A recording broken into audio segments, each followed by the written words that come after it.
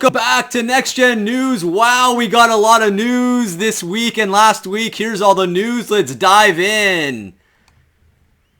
All right. Microsoft. Big news out of Microsoft World and Team Green. Microsoft announces it's acquiring Activision Blizzard in mammoth $68.7 billion deal. Xbox former holder Microsoft had announced a monumental business deal this afternoon with the acquisition of Activision Blizzard for the earth-shattering sum of $68.7 billion. The news means that Microsoft will now be in possession of some of the industry's most iconic franchises such as Call of Duty, Spyro the Dragon, Crash Bandicoot, Overwatch, Diablo, and World of Warcraft. Bobby Kotick is set to remain in place as CEO of Activision Blizzard.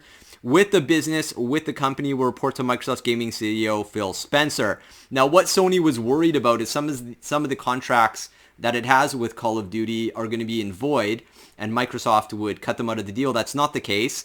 Phil Spencer said that he will still keep the games Call of Duty on the PlayStation, which is good for both companies as they, work together.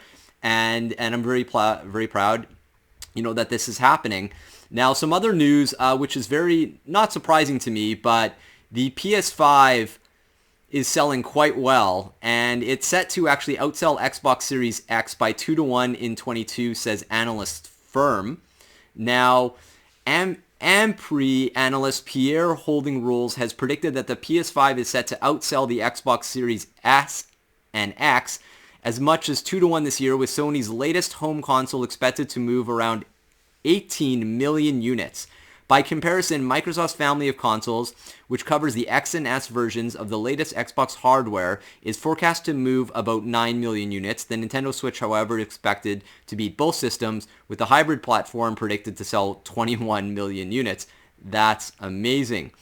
It looks like the eventually of PlayStation 5 and Xbox Series consoles is going to improve slowly over the year, and over expected is that Sony will outsell Microsoft again 2-1, but actually the biggest selling console again is the Nintendo Switch, so that's news out of there.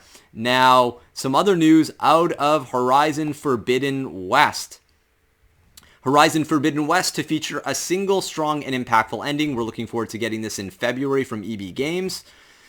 Speaking during an interview with Everyone, Guerrilla Games narrative director Benjamin McCaw confirmed that the upcoming Horizon Forbidden West will feature a single ending, but will nonetheless prove very strong and impactful. This obviously deviates from the RPGs nowadays, which features multiple endings based on our choice, but McCaw said, point out that players will experience moments where they have to make very strong mortal choices. However, this end will reside in the sum in terms of what ending you get. Elsewhere, the game's senior writer, Anne Catan, touched on the game's story, which takes place 6 months after the events of Horizon Zero Dawn and sees the Red Plague spreading across the land. Clan said that this is the first indication of the critical failure of the transforming operation.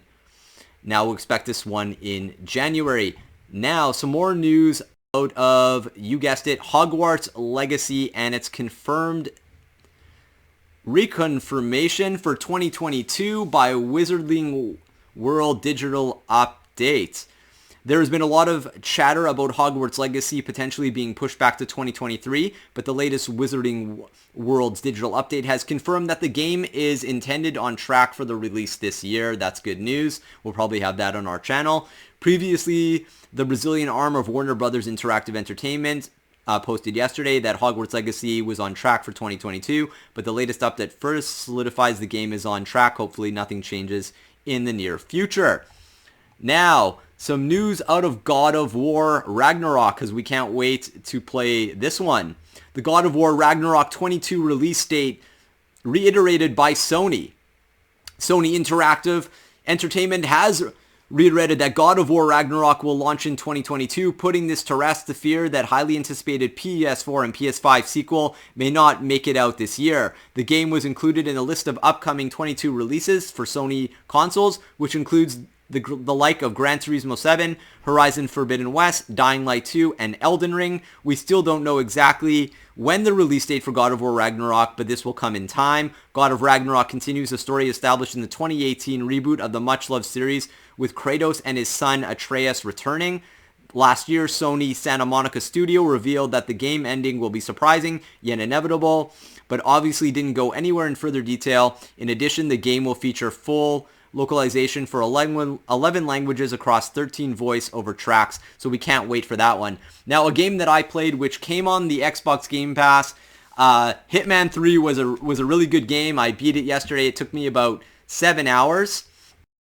The Hitman 3 update 109 hits, and this is our studio spotlight of IO Interactive, has unleashed the Hitman 3 update for 1.09, patch notes for your viewing pleasure, which is now available to download for PS4 and PS5, and brings the first batch of Hitman 3 Year 2 content into the mix for PS5 users. It is known as the Hitman 3 Update 1.009, and that is free for Game Pass users as well.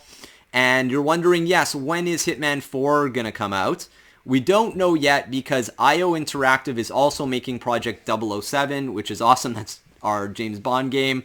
So it's going to put Hitman 4 on the back burner, but I expect, personal opinion, is that Hitman 4 will be next gen, probably maybe with Unreal 5 engine, and we can't wait. It was a really fun game. You can actually participate as a player in the cutscenes. That was neat because I haven't seen that in any other game where you can actually interact with a cutscene, and it was enjoyable to play as a Hitman. It was my first time playing, and, you know, good for you, IO Interactive. I really enjoyed it. I can't wait for Project 007 and Hitman 4.